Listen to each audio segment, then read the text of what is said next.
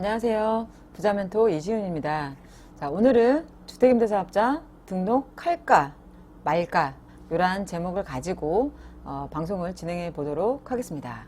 이게 주택임대사업자가 초반에는 계속해서 당근을 제시하다가 이제 당근을 좀 뺏어가는 그런 거를 이제 지속적으로 하고 있다 보니까 주택임대사업자를 해야 되냐 말아야 되냐 이런 거에 대한 그 문의들이 굉장히 많으세요. 그래서 오늘은 1216 정책, 그래서 또 새로운 또 임대사업자에 대한 것들을 또 발표를 했으니까 최종적인 정책을 한번 살펴보고 내가 새로 신규로 매입한 주택에 대해서 임대사업자를 할 것인지 말 것인지 한번 결론을 내보는 시간을 가지도록 하겠습니다. 자, 끝까지 시청해 주시기 바라고요. 자, 일단 이제 이번에 바뀐 정책을 알아야지 내가 임대사업자를 할 것인지 말 것인지를 알 수가 있으니까 그 부분들을 한번 짚어보도록 할게요. 자, 이번에 이제 바뀐 내용은 뭐가 있냐면, 과거에는 그 종합부동산세, 양도세, 임대소득세의 경우에는, 면적에 대한 조건도 있었고, 그 다음에 세금 혜택을 줄 때, 그 다음에 가액에 대한 조건이 있어서 6억 원, 수도권 6억 원 이하, 그 다음에 지방은 3억 원, 이제 85제곱미터 이하, 이렇게 해가지고, 요런 주택에 대해서만 종합부동산세, 양도소득세, 임대소득세 감면을 주는 게 있었어요.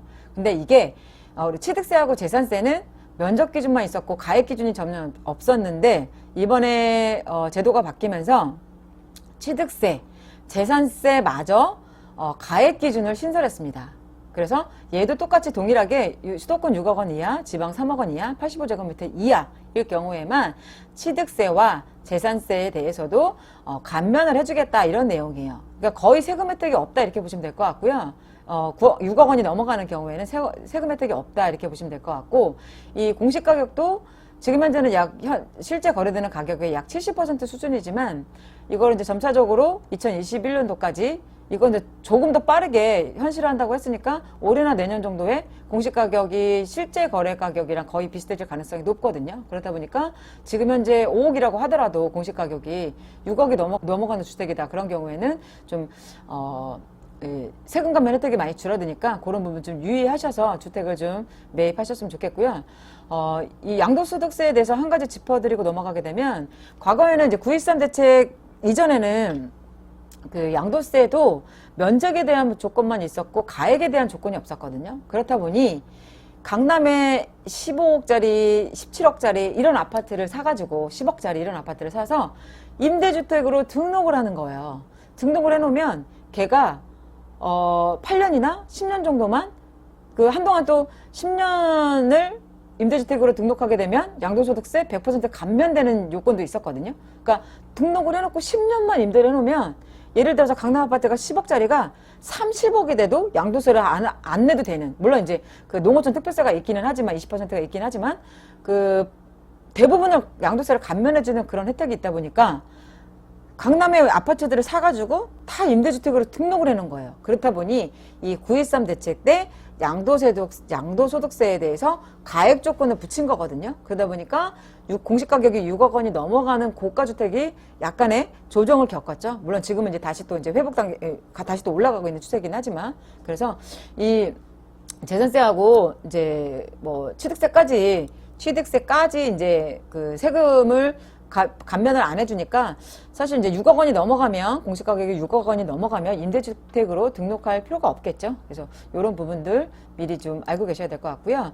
그리고 등록 임대사업자가 94년도부터 시작이 됐는데 사실 시작된 지가 얼마 안 됐거든요. 그리고 최근에 임대사업자가 많이 늘어난 것도 약 한 2014년도, 15년도 그때쯤에 이제 수도권이 대세 상승기일 때 이제 그때부터 이제 임대사업자들이 많이 늘어나긴 했는데 94년도부터 시작이 되고 늘어난 건 최근이다 보니까 이게 뭐 렌트홈이나 뭐 RHMS 해가지고 전산화를 하려고 많이 노력은 하고 있는데 그래도 아직까지는 좀 수기로 되는 경우들이 많다 보니까 임대사업자들이 어떤 의무나 이런 것들을 제대로 하지 않았을 때는 그거를 이제 적발하기가 100% 모든 것을 적발하기가 좀 쉽지 않았었어요. 그렇지만 이번에는 팀을 구성을 해가지고 아예 그냥 더 전산화를 시키고 팀을 구성해서 임대사업자들이 의무를 제대로 하는지 안 하는지 점검해서 과태료를 부과하겠다. 또 이런 내용들을 발표를 했으니까 임대사업자를 이미 등록하신 분들이라면 뭐 임대료 규제나 임대료 인상이나 연 5%, 그다음에 뭐 임차인들에게 뭐 설명 의무나 그다음에 뭐 양도 임대 의무 기간 이런 것들을 좀 잘 지키셔야 될 것 같습니다. 그래서 의무에 대해서 점검을 하겠다 이런 내용들을 발표를 했고요. 그다음에 주택 임대업의 임대업 개인 사업자에 대해서 개인 주택 임대업으로 등록을 했을 때 개인 사업자 대출을 받게 되면 이거는 기업 대출이거든요. 그래서 일반적으로 LTV나 DTI의 규제랑은 약간 다르게 RTI라고 해서 렌트 인터레스트에서 이제 임대업 이자 상환 비율이라는 그런 거를 적용을 받아요. 그래서 과거에는 약 1.25%를 적용을 받아서 일반적인 LTV DTI보다는 조금 더 받을 수 있는 여지들이 있었는데 이번에 이것도 바뀌면서 주택임대 사업자들이 주택 사업자금을 예를 들어서 주택사업자로 개인 사업자로 대출을 받을 때는 약 1.5%까지 상한으로 적용을 해가지고 임대사업자들도 기업 대출이긴 하지만 대출을 많이 규제하겠다 이런 내용으로 이제 정책을 발표했습니다. 그래서 이런 것들도 참고로 보시면 좋을 것 같고요. 그리고 등록 임대주택에 대한 양도소득세 비과세 요건에 거주 요건을 추가했어요. 그러니까 현행을 먼저 살펴보게 되면 조정대상 지역 내에요. 그러니까 외는 아닙니다.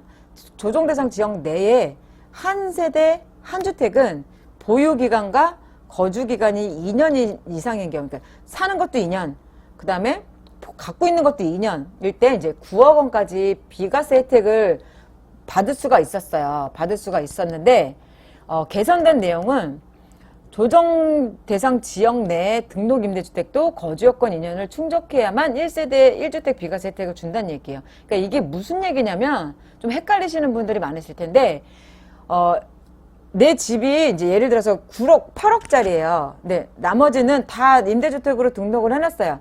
그런 경우에는 거주하고 보유 요건을 채우면 비과세를 받을 수가 있어요. 이거는 임대주 사업자들도 내 집이 한 채인 경우에는 빌려주는 집 말고 한 채인 경우에는 비과세를 한 번은 주니까 받을 수 있지만 그리고 그 이후에 임대 기간이 만료된 집으로 이사를 갔을 때도 비과세를 받을 수가 있었는데, 그러니까 내 집이 임대 기간이 만료가 됐다라고 하면은 의무 임대 기간이 지났기 때문에 집주인도 내가 갖고 있는 집을 팔고 비과세 혜택을 받고 팔고 내가 임대 기간이 만료된 집으로 이사를 할 수가 있었거든요.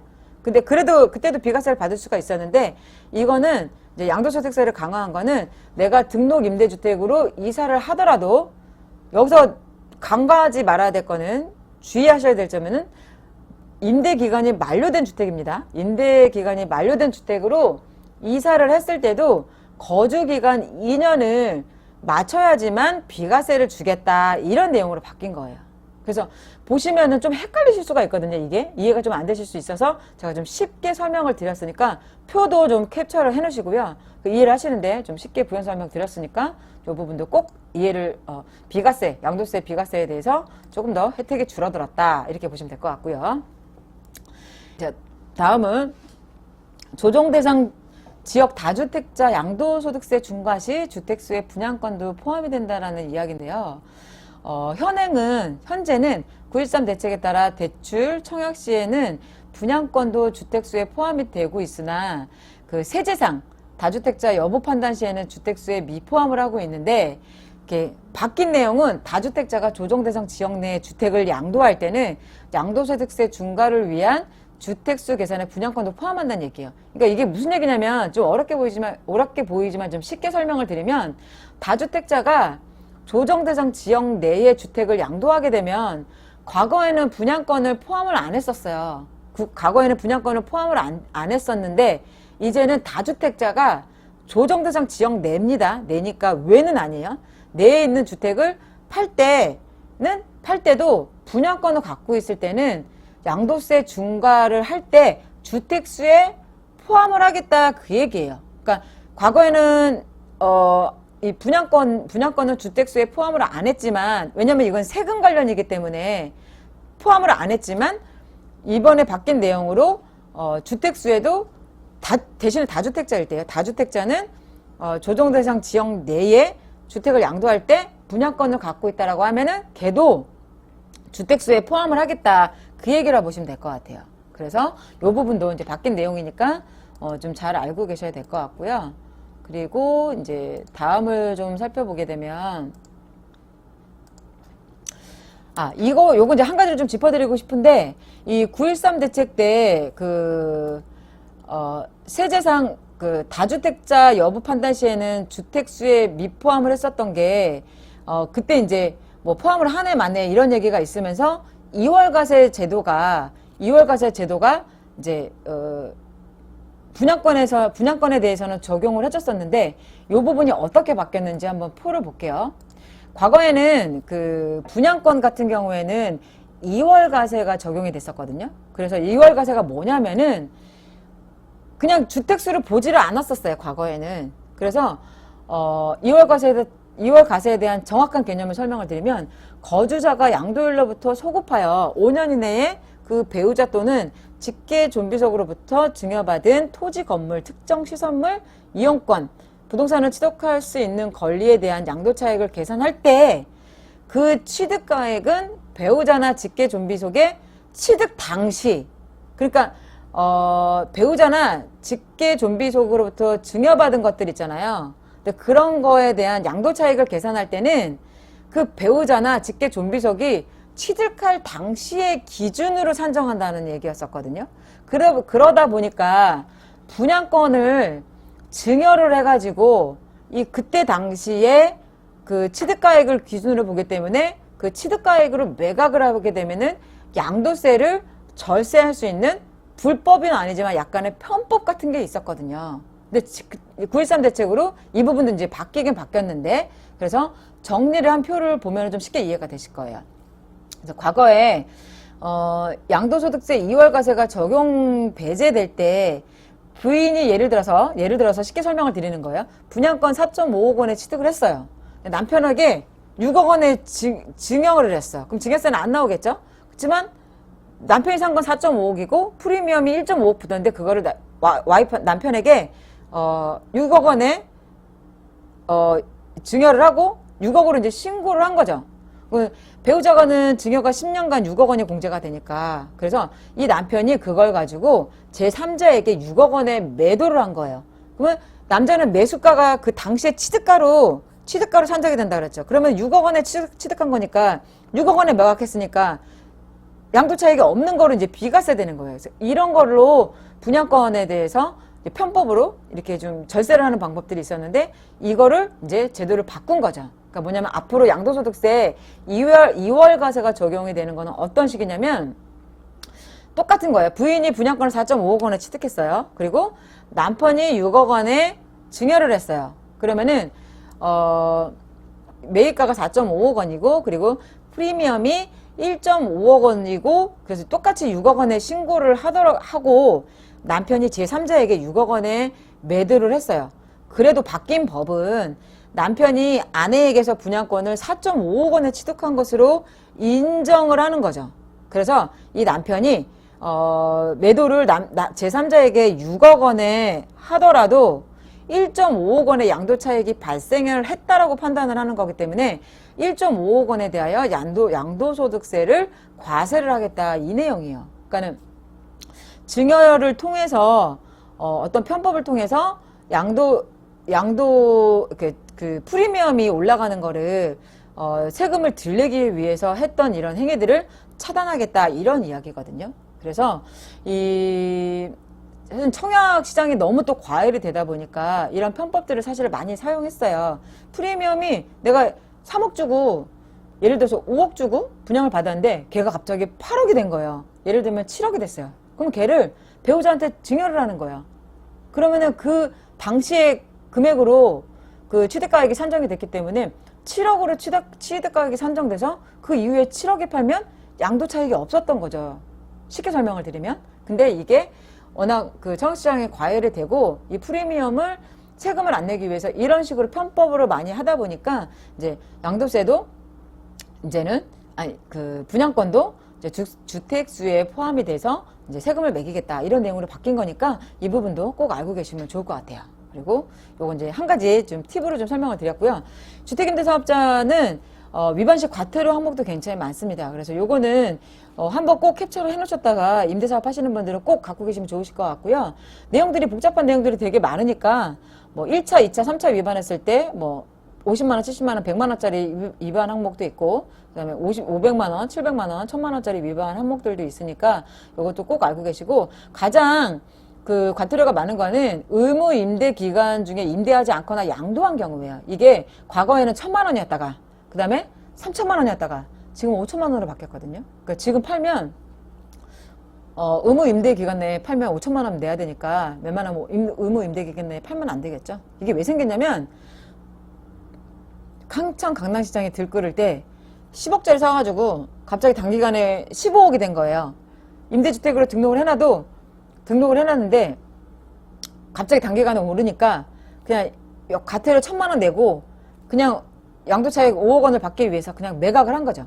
이런 일이 생기다 보니까 법도 이렇게 강화가 된 거거든요. 그래서 임대사업자 내신 분들은 이 부분 위반 시 과태료 항목에 대해서 캡처 해놓으시다가 꼭 놔두셨으면 꼭 잘 보관해 놓으셨으면 좋으실 것 같습니다. 그래서 위반 항목에 대해서는 가중사유와 감경사유도 있으니까 이것도 꼭 보셔야 되고요. 이것도 이제 캡처해 놓으셨다가 뭐 감경이 되는 경우는 약 50%까지 감경이 되니까 뭐 예를 들어서 내가 임대사업을 되게 건전하고 그 다음에 모범적으로 영위했다. 그러면 이제 감경 사유도 되고요.